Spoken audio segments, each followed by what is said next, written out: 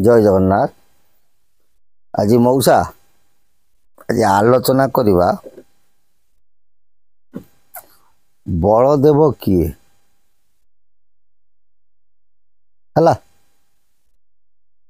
आज अरक्षित दास विषय लेखा पर आलोचना करवा। आमे समस्त जानीजे बलदेव होउछन्ति पंचसखांकर बाहरे ना जुगे जुगे दुई भाईंकर कौन है अवतार घटी। सत्य रहे नृसिंह एवं कौन शेषदेव।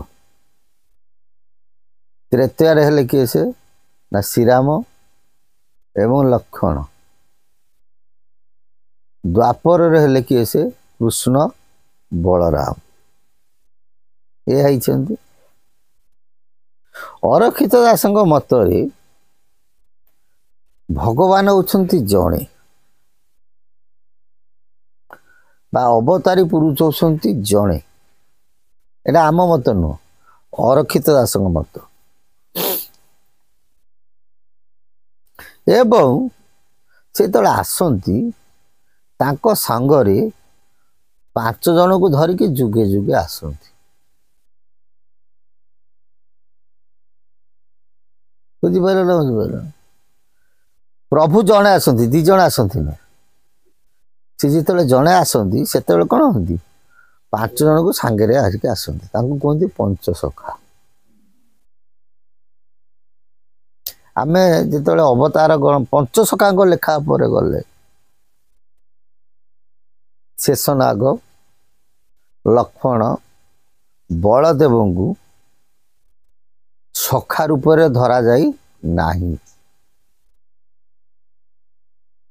बुझी एवं पंचसखांकर जुगानुवाद जन्म चरित्र यदि आम पढ़ा अच्युतंकर लेखा गोटे प्रकार आसूची, जगन्नाथ दासंकर लेखा गोटे प्रकार आसूची एवं आज आलोचना करिया अरक्षित दासंकर लेखा स्वतंत्र गोटे प्रकार आसूची। से जा हेउ किंतु एतिक आम धरिया भल भाव कन्फर्म हो जेते बेले प्रभु आसंती ताको संगरे पंचसखा माने आसंती। अरक्षित दास से सब जाक काटी देइछन्ती। शेषनागंगु से प्रभुंकर सखा रूप कौन करछन्ती गणना करछन्ती हला। एवं भीम भोई लेखा जी तुम पढ़ो तर्जमा कर सी लिखिं कलिर अंतिम पर्यायर पद्मकल्प देख भीम भोईकर शिशु अनंत लीला हेब। भीम भोई लिखिं पद्मकल्प शिशु अनंत लीला पर।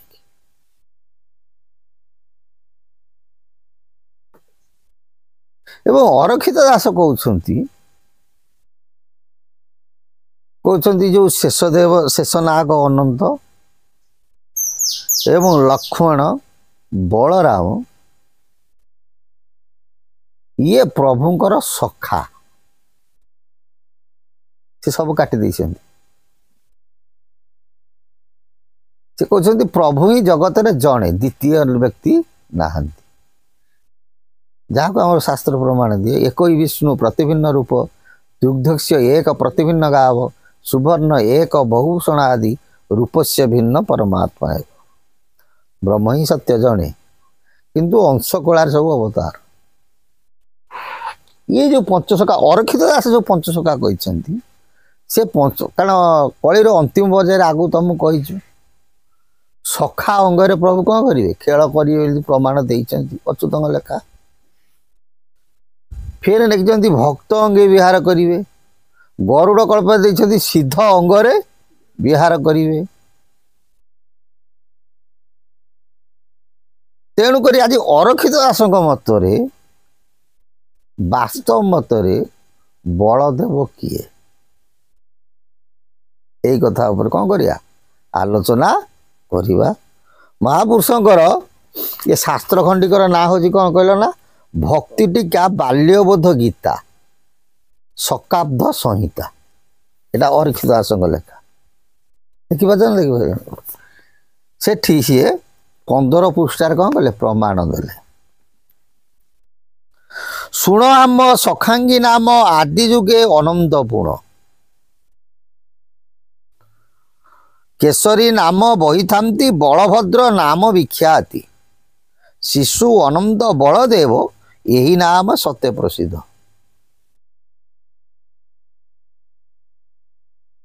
ମାନେ ଭକ୍ତ ତାଙ୍କର ଅରକ୍ଷିତ ଦାସଙ୍କର ଭକ୍ତମାନେ ବସିଛନ୍ତି, ସେ ଭକ୍ତମାନଙ୍କୁ ବୁଝାଉଛନ୍ତି।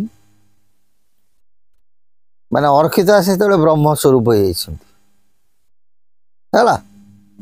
ଅରକ୍ଷିତ ଦାସ ବ୍ରହ୍ମ ସ୍ୱରୂପ ହେଇକି ନା ମାନେ ନିଜେ ଅବତାର ପୁରୁଷ ହେଇକି ସେ ତାଙ୍କର ଭକ୍ତଙ୍କ ପଞ୍ଚସଖାଙ୍କ କଥା କ'ଣ କରୁଛନ୍ତି?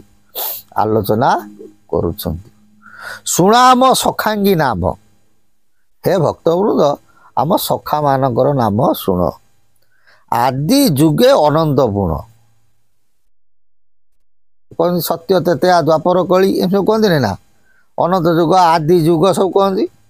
ଯେଉଁ ଅନାଦି କାଳର ଯୁଗ ଯେଉଁ ପ୍ରଥମେ, ସେଠି ଯିଏ ଆଦି ଯୁଗେ ଅନନ୍ତ ପୁଣ, ଆଦି ଯୁଗରେ ଯିଏ ଅନନ୍ତ ଥିଲେ। କେଶରୀ ନାମ ବହିଥାନ୍ତି ବଳଭଦ୍ର ନାମ ବିଖ୍ୟାତ, ସିଏ ହେଉଛନ୍ତି ସ୍ୱୟଂ କେଶରୀ।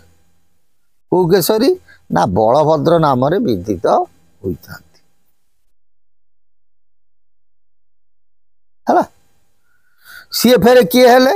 ନା ଶିଶୁ ଅନନ୍ତ ବଳଦେବ ଏହି ନାମ ସତ୍ୟ ପ୍ରସିଦ୍ଧ। କହିଲେ ବଳଦେବ ଯିଏ, ଶିଶୁ ଅନନ୍ତ ସିଏ। କିଏ କହୁଛନ୍ତି? ସନ୍ଥ ଶିରୋମଣି ଅବତାର ପୁରୁଷ କିଏ ସେ? ଅରକ୍ଷିତ ଦାସ। ତାପରେ ଗଲା ସତ୍ୟ ଯୁଗ, ଗଲା ତ୍ରେତୟା ଯୁଗ ଆସିଲେ। ତ୍ରେତୟା ଯୁଗ ପ୍ରବେଶିଲା ଆଜ୍ଞାରୁ ରାମ ଜନ୍ମିଲା। କହିଲା ସତ୍ୟ ଯୁଗର ଲୀଳା ସରିଗଲା। ତ୍ରେତୟା ଯୁଗ ଯେତେବେଳେ ହେଲା,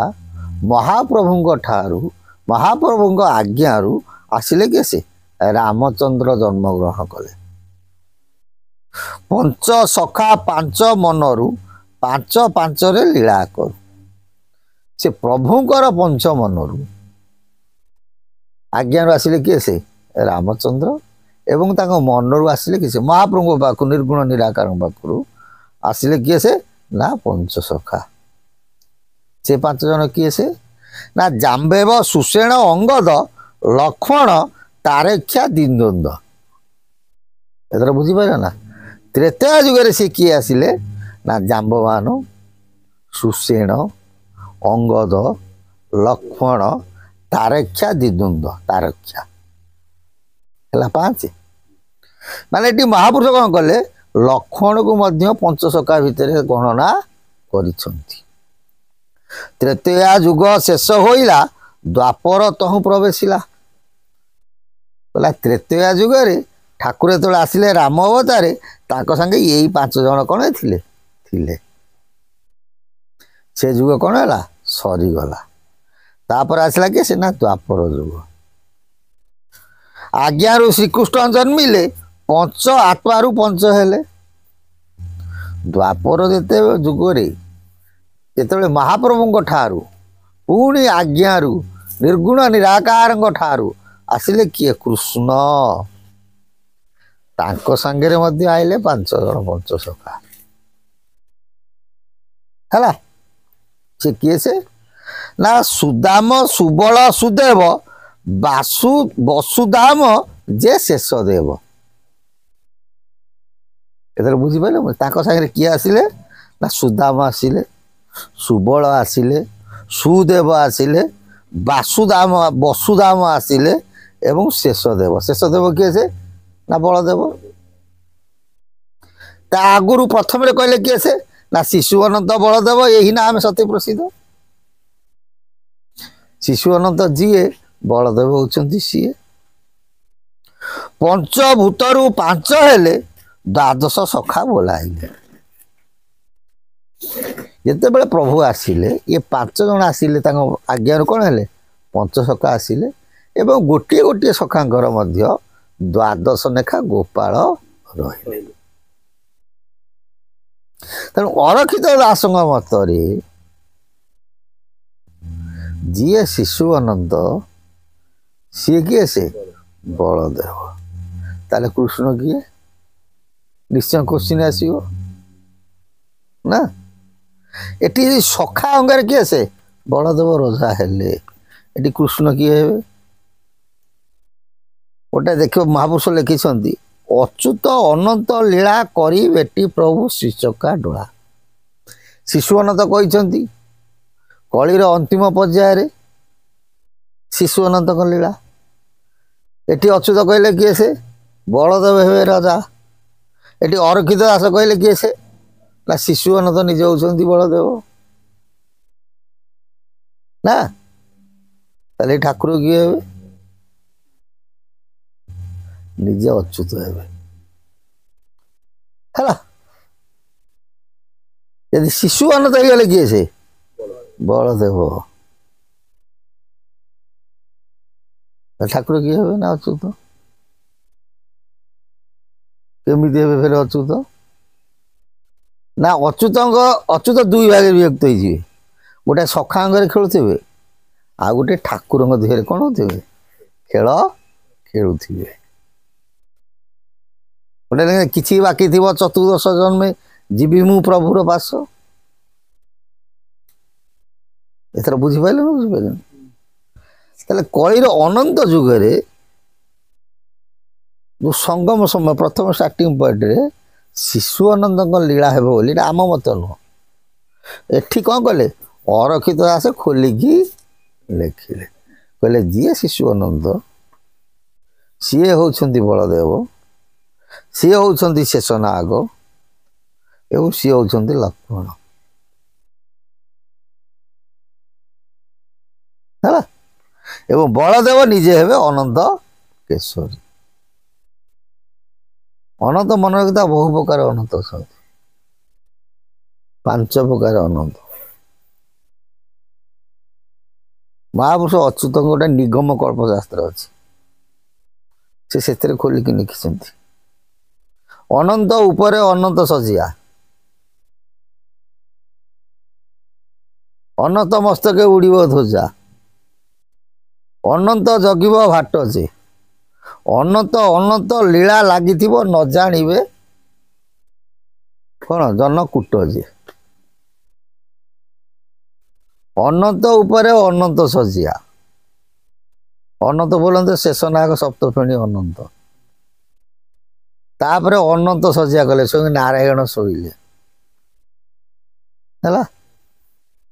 ଅନନ୍ତ ଉପରେ ଅନନ୍ତ ସଜିଆ, ଅନନ୍ତ ମସ୍ତକେ ଉଡ଼ିବ ଧ୍ୱଜା, ଅନନ୍ତ ଜଗିବ ଭାଟ ଯେ, ଅନନ୍ତ ଅନନ୍ତ ଲୀଳା ଲାଗିଯିବ ନ ଜାଣିବେ ନଟ କୂଟ ଯେ। ଇଏ କେତେ ହେଲେ? 5 ଅନନ୍ତ ନା ନାଇଁ? ବ୍ରହ୍ମ ଅନନ୍ତ, ଆଦି ଅନନ୍ତ, ସତ୍ୟ ଅନନ୍ତ, ଅନନ୍ତ, ଶିଶୁ ଅନନ୍ତ। ବୁଝିଗଲା? ସେ ଯାହା ହେଉ ଅରକ୍ଷିତ ଦାସଙ୍କ ଭାଷାରେ ଶିଶୁ ଅନନ୍ତ ଯିଏ, ବଳଦେବ ହେଉଛନ୍ତି ସିଏ। ଏଥର ବୁଝିପାରିଲ ନା ବୁଝିପାରିଲନି?